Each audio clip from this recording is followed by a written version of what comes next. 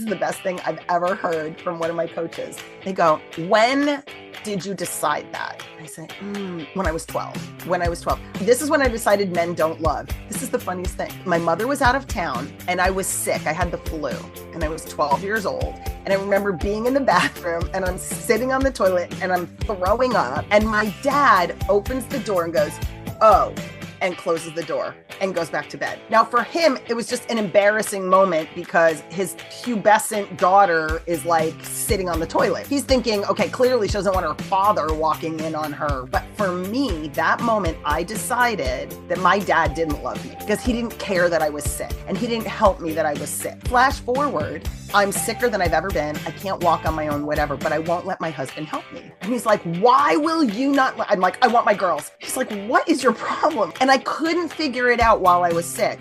But when I came back, I was like, oh my God, you're not supposed to want to help me. You're not supposed to care to help me. Because when I was 12 and I had the flu and my mom was out of town, my dad gave me privacy. One of my favorite podcasts is Crime Analyst with Laura Richards.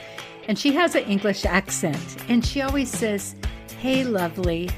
And I thought I would steal that from her today to say, hey, lovely, are you a heart-led entrepreneur with a powerful message, but no idea where to start with a podcast?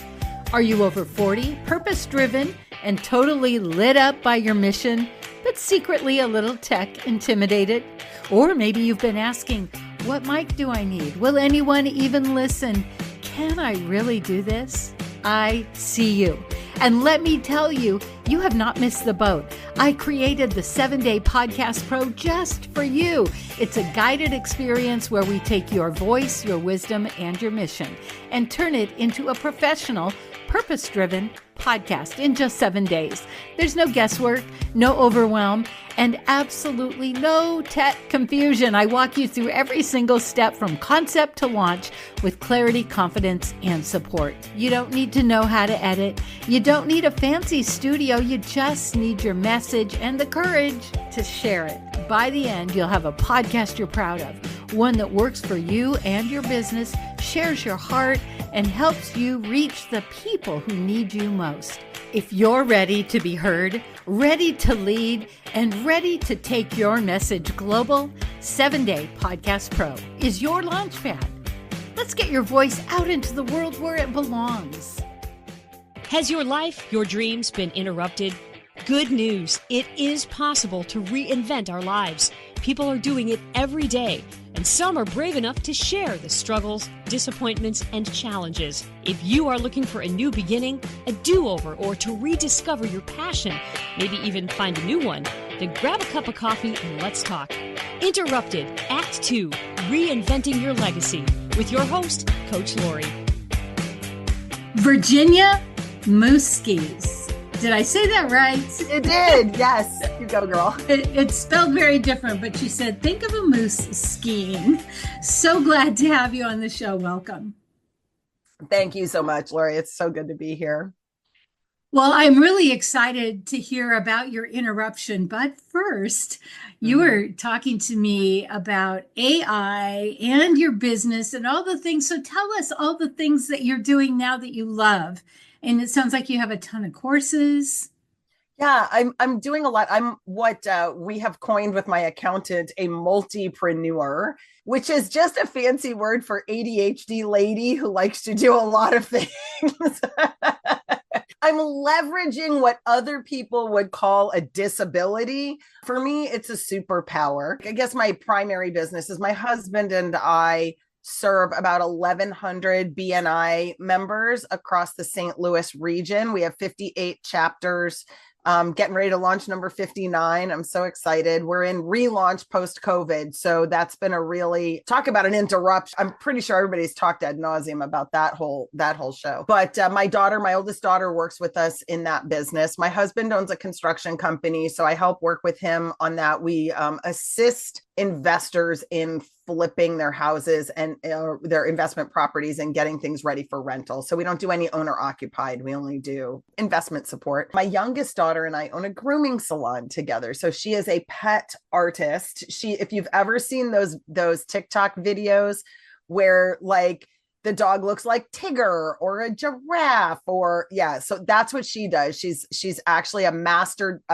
dye specialist with OPAWS. And we're moving her in 2 years. She's used all of my business systems for startups. And in 2 years, she's gone from being just her with some scissors to having 4 employees and busting out the seams. So we're doing $1 million expansion, which we're super excited for. And then I'm a business coach. So I work with solo entrepreneurs who are stuck in the messy middle where they don't have enough time or money to serve more clients or do more marketing, but they need help, but they don't have enough money for the help. So I help them create systems that get them across the bridge from building to scale. And that's really where I thrive. Oh, that's amazing. I just saw one of those TikTok videos. I'm like, wait a minute, is that a giraffe? It's a dog.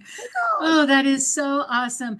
I love what you said about ADHD because I do see it as a superpower when we can harness it and stay a little focused, because there's so much we can do. And it really is a gift in many ways.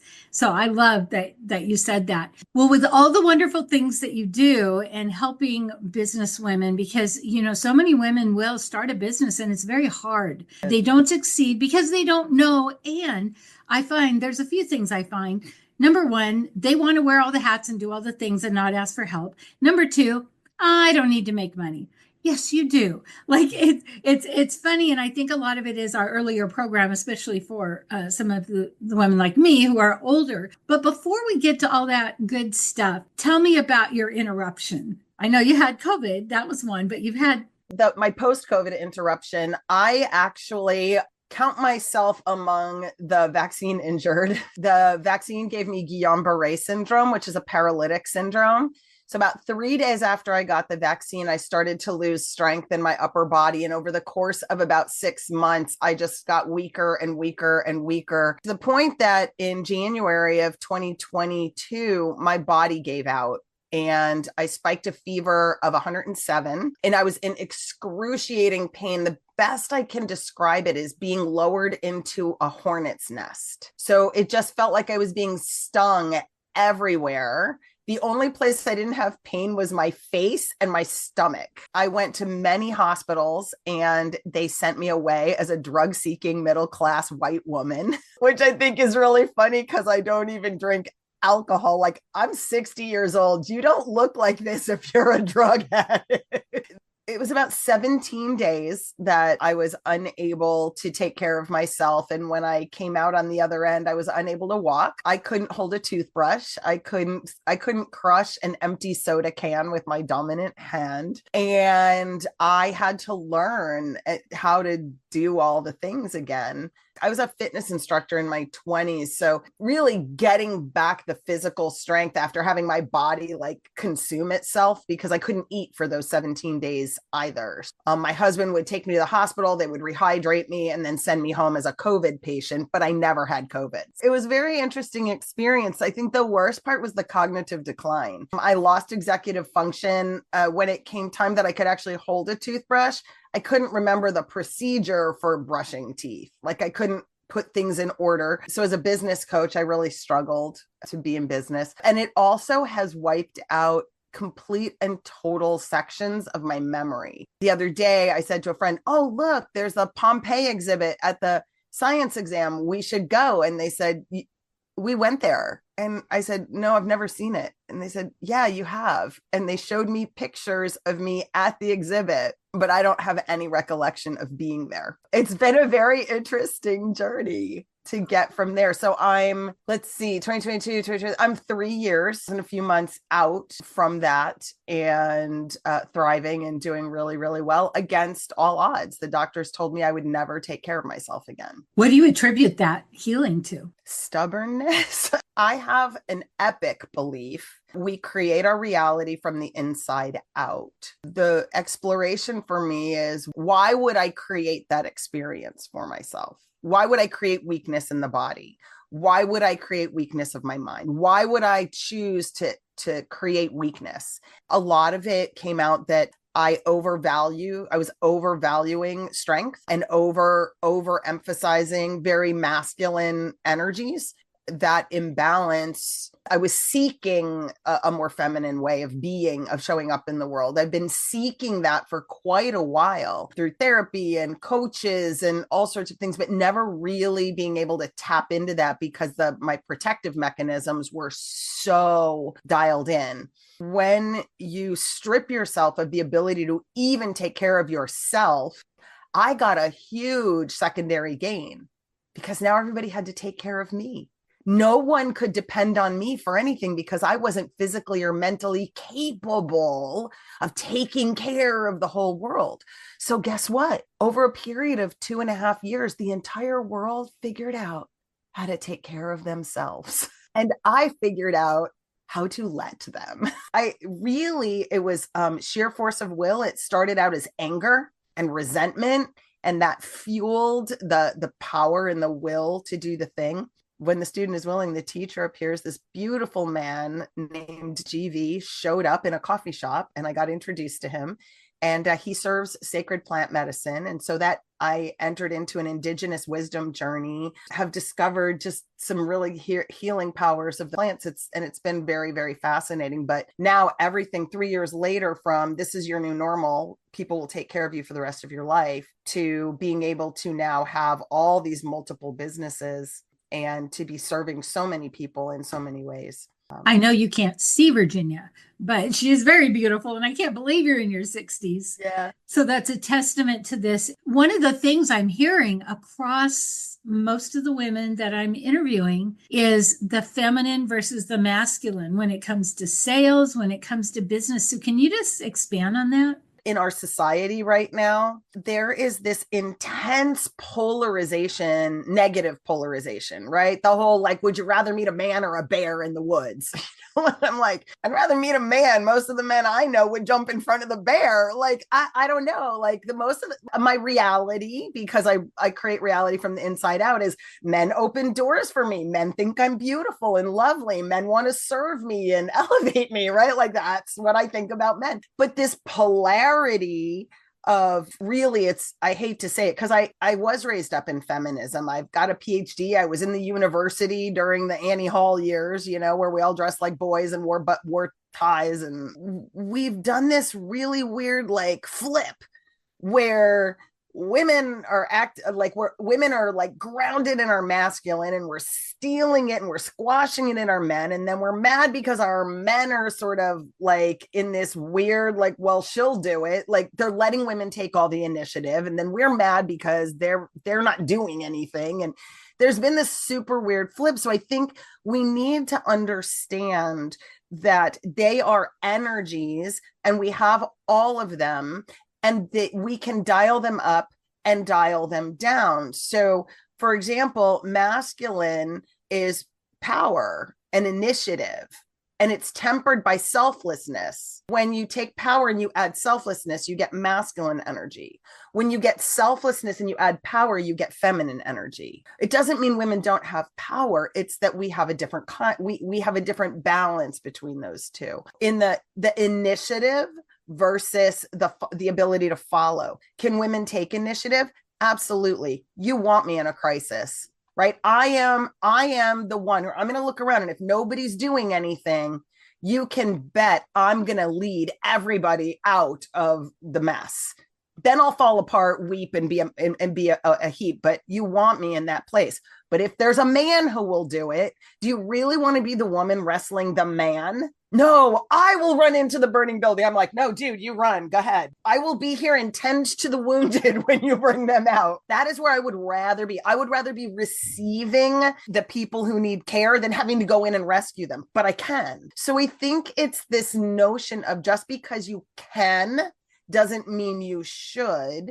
And a lot of times when we set back into the allowing of the masculine to manifest itself in our presence, there's this beauty in that. But as women, the allowing part has to come from us. And then that goes into this whole challenge of the wounds of the patriarchy, because we blame men and say men, patriarchy, but that's not it. It's a system, it's an energy, it's a way of, that whole system is designed to flip us, to mutilate us, to move mess up our energy so that we can't work in union and harmony with our masculine and our feminine sides. It's about, I am capable and I can hold that space. But I'm really happy if you'd like to hold space for me. It's even as simple as one day I was walking out of the gym and I got all the way out. There's 2 doors and I walked out the doors and I realized that there was a gentleman behind me that had been sort of moving quickly so that he could open the door for me. But I didn't realize it quickly enough to allow him. So I turned around and I looked at him and I said, would you like a do-over? And he looked at me and he said, I would. So we turned around and he opened the door for me and I walked back in and he opened the next door and we walked back in and we chatted for a minute. And then he said, let me get the door for you. And then he opened it and we did a do-over. And he said, like, thank you for allowing me to be a dude in this moment. For me, it was precious. It felt like I was open and I had given this gift and I had given this honor. I think that there's a play there. But we are receivers. I mean, we're built for receiving. We're also built for giving. We receive energy, we receive provision, and we create life, right? They say, give a woman your sperm, she'll give you a baby. Give a woman a house, she'll give you a home. We're multipliers and we give when we are fed. But if we continually reject the food, if we continually reject the offering that is out there and we stand too much in our masculine, we actually block our nature, which is to give and to serve, not from an empty cup, but from an overflowing internal wellspring of energy that I think is divine. That's so beautiful. And what comes up for me as you're sharing this is the difference between women who have seen good men and women who haven't. And that when those of us who have been wounded by men don't heal ourselves, then I saw you say we're rejecting and you put your hand up. And I feel like when we don't heal, we reject. When you talk about you had to let go of everything and let everyone care for you, how awful, but also what a gift. I think there really does have to be a balance, because when you said there was a man rushing up behind you, your thought was, he wants to open the door. But the women I work with would be thinking, he's going to get me. He's hurrying. There's a real connection there. And if a woman is in business and she hasn't healed her inner self or wounds. This is really interesting because what you said women who haven't seen good men. Okay. About 7 years ago, I met a gentleman named Scott Conway. He is one of 1,300 grandmasters in a martial art. Like, he's the most dangerous man in the room, but he's the most innocuous, unobtrusive human that you would ever meet. You would never know that this man could take out the entire room in under 9 seconds. So, and I said to him, men don't love. We were listening to a song. It was one of like a Rascal Flatts song, like there she goes, goodbye. And I was like, oh, that's just such crap. There is no man on the planet that is going to sing that. It's just a marketing ploy for this band, right? Because like every woman wishes a man would pine over her. And he was like, are you serious? And I said, yeah. He's like, you've been married for like 30 years. I go, yeah, I know. Marriage is one thing. Love is another. Because we're wounded and we never feel filled. We've got the father wound, the this wound, the that wound, the boss wound. Like we've got all the wounds. And we are taught in school by, especially, dang it, in the 80s in the university, we are like all like Margaret Sanger, men are bad, they're all taking advantage of you, all sex is violence. We're just like bombarded with that. So we have this programming in our head. And what is programmed in your head is what you see, because you manifest your world from the inside out. When you decide what to see and then you see it where it is. So I'm not saying bad men don't exist. Man, I've met my share of sociopaths and narcissists. And when you think men don't love, guess what? That's all you attract is narcissistic men who are incapable of actually having connection, human connection, empathy, and all that. So very interestingly, my friend said, I will prove to you that I love. So I was like, okay, love me, baby. Well, he's my best friend in the whole wide world. Then I started working with this guy, GV.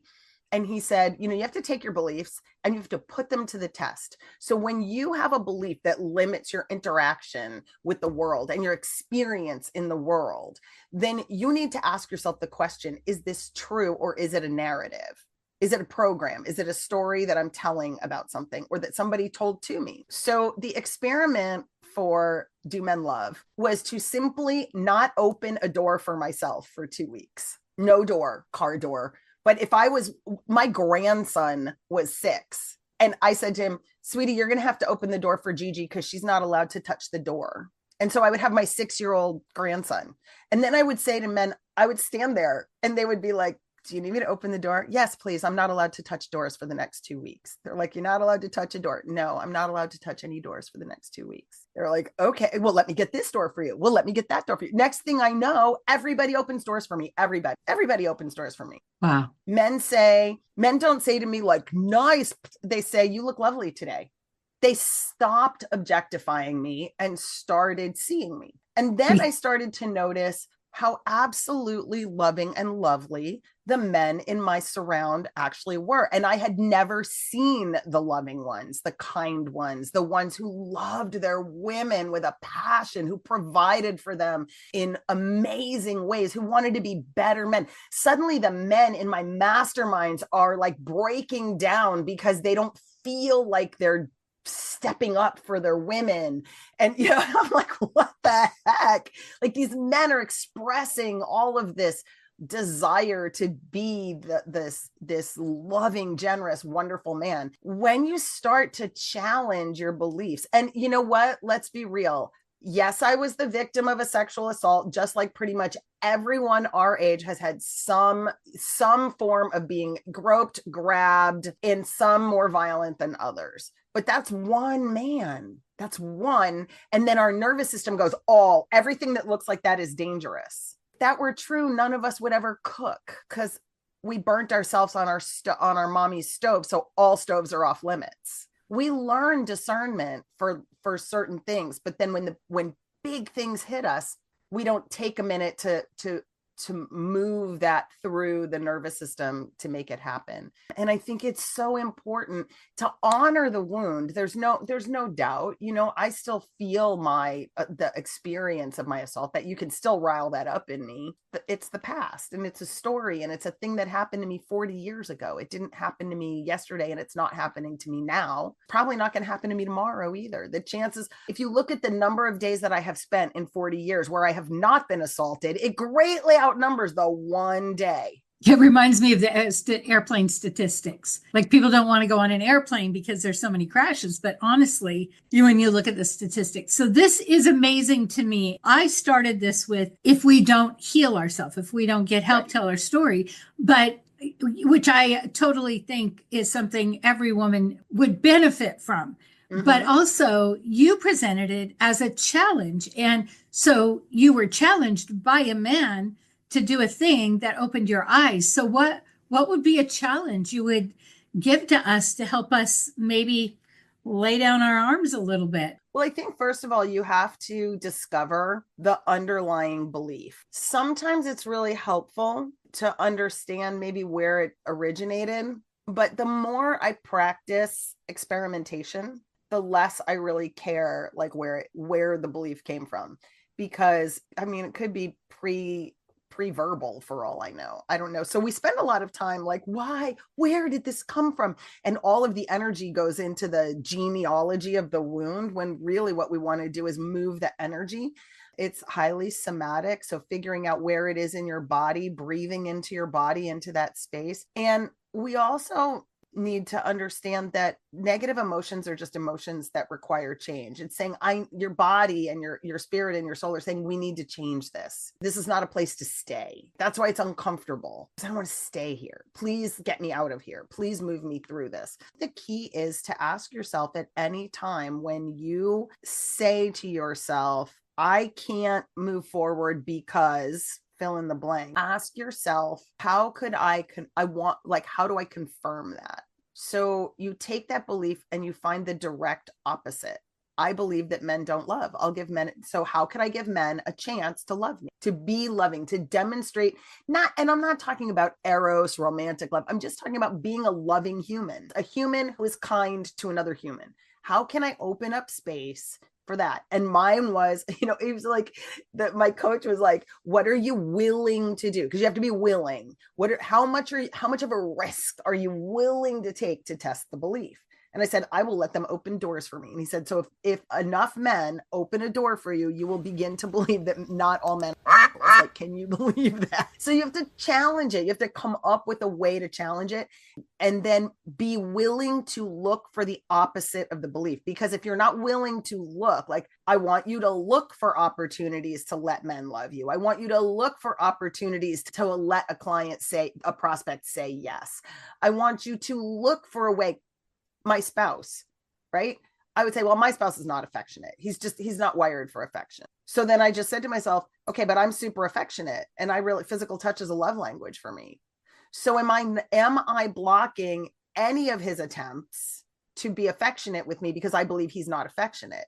So then I started looking for the times that he was affectionate. I started putting myself like right in the position to give him the clue, like, I'm here, without necessarily taking initiative, but being inviting, giving him the opportunity. And then I started noticing it. Well, he's 100 times more affectionate than he was when I started looking for the affection, the moments when he was being affectionate. Last night, he said to me, do you want me to get you a cup of tea? Before, I would have been like, no, I'll get it. But now I'm like, oh, that's an offer of affection. That's an offer that he's making me to get up off his very comfortable couch at the end of a day and go to the kitchen and boil water and make me like, yes, it's 5 minutes of his time, but he just made an offer. And normally I would rebuff those and minimize them. And now I just make them the symbol of this man is affectionate for me. And that has changed the dynamic of the relationship. And that will hold for every single relationship that you have and every single thing that you want to achieve. Because one of the things I say is with my clients is to say that things are going to be good and then look for that, because it seems so ridiculous, but also often when we've been hurt or when we expect nothing's ever going to work out, then that's what we're looking for. This conversation has been such a blessing to me because it's so important what the story we tell ourselves is and recognizing it. And kudos to you that you recognize, like a tea bag, when it gets hot, what comes out is what's in. And so when that man said, that dangerous man came to you and you said, men don't love, like that's what was your inner thought. And you were brave enough to say it and then accept a challenge. It's so amazing to realize that you are creating who you are and what you want by your thoughts. This comes back to the very beginning of creation. God spoke and stuff happened. And then he created this version of man, this version of man and women in his image and likeness, which means we speak and we think and then we speak. And that's what propels things forward. Truly, you're in charge of your stories. And forgiveness is huge. But I'll leave you with this. I really never understood forgiveness because it felt like giving people permission to hurt me again, permission to behave badly again. I forgive you. And because we very rarely say, I forgive you. Someone says, I'm sorry. And we go, it's okay. Well, it's okay is not forgiveness. It's okay is validation of the behavior. I appreciate the apology. I forgive you. And I will never allow you the opportunity to behave like that again with my boundary that I'm setting, which is about how I will behave the next time you even come close to doing that thing. It's boundaries are about how we behave. It's not about me controlling how Laurie behaves. It's when Laurie does this, I will move closer or I will move away. But I'm in charge of the closeness and the awayness. Forgiveness is the letting go, the release, intentional release of the heavy, dark energy associated with the sin, with the violation. And the forgiveness is not for the perpetrator. The forgiveness is for you, because if you hold on to it, you are drinking the chlorine, hoping they're going to get sick. When I finally understood that forgiveness is the allowing of the release of the negative energy that causes the limiting belief that then causes us to be stuck. That's when my health came back. When I forgave the doctors. I forgave the lab. I forget everybody I blamed. I was just like, what if that's not the story? What if my story isn't the story? What if I don't have all the facts? What if even just that opens up space? What if there's more to the story than the protective story that I tell myself? Wow. I love that. We talk about forgiveness a lot, and it's kind of like we must forgive. And I love how you framed it, because it puts the control back in. The way you explained it is like the best version I've ever heard, because it puts it back in our lobby. We don't forgive and forget. We don't forgive and let them redo it again. We forgive, and then we have good boundaries. I love that so much. This has been amazing, and I'm not sure you got to say all the things you want to say. Is there? Oh, Laurie, I could go on forever, because I'm having my best life ever. And I have got stories to tell. What's most important to me, especially for women our age, there's a project I'm working on launching in 2026 called Women of the Third Moon. We're in our third moon. We're in the back half, right? We're outside the motherhood years. We're outside that. Act 2. Yeah, and for me, it's like act 3, but we're on this other side. We can cleanse ourselves, go through a cleansing and a birthing process into this beautiful place of wisdom and stepping into our own inviting power, and to love and to serve and to not worry so much about the things that we think can hurt us. I'm not talking about tornadoes and bombs and the physical fear. Yeah, that's, but the likelihood of that, like I said, what is the likelihood of me experiencing something physically negative? What's the likelihood of me getting that sick ever again? Well, if I focus on it, I'm likely to manifest it again. But if I'm healed from it, then it just became a learning piece. And I just feel like I really want for women to lay down the stories that hold them back, and to forgive themselves for, here's one of the reasons we hang on to our stories, right? Because if I let go of my story, then I've been wrong. I've been causing myself this torture all this time, and I wouldn't want to be responsible for that. But then when you just say okay, that's great. And I'll leave you with this one thought, because this is the best thing I've ever heard from one of my coaches. They go, when did you decide that? I say, when I was 12.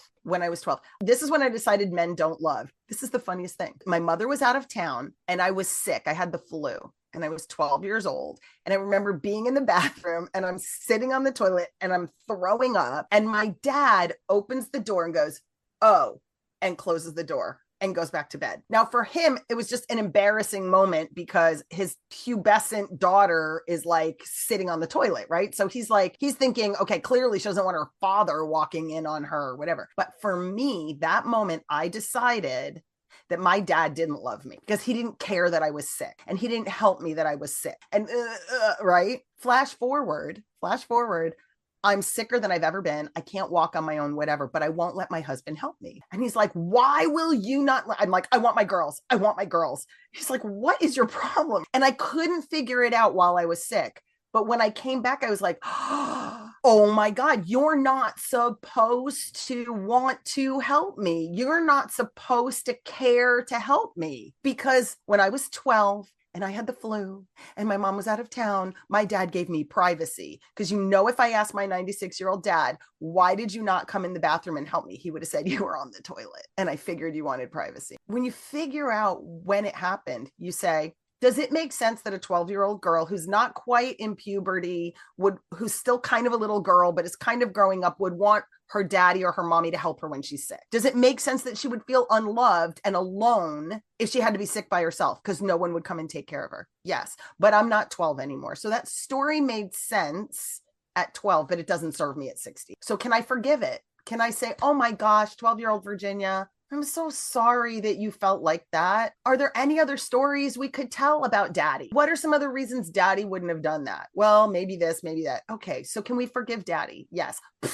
And then that heals every relationship I've ever had with a man who's supposed to love me for the rest of my life. Wow. It's really about letting it be okay to have thought the things that you thought, because they were perfectly logical for yourself at that time.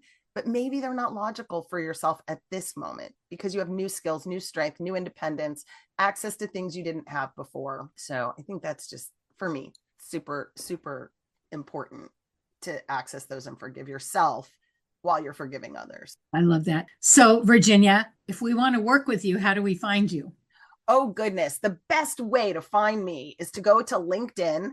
Join me there. Follow me there. My last name is Muzquiz. So Virginia Muskies on LinkedIn. I'm the only one. And send me a DM. Let me know you heard me on this show, and we can definitely chat about working together. And if not working with me, working with somebody that I know, like, and trust, who can take great care of you.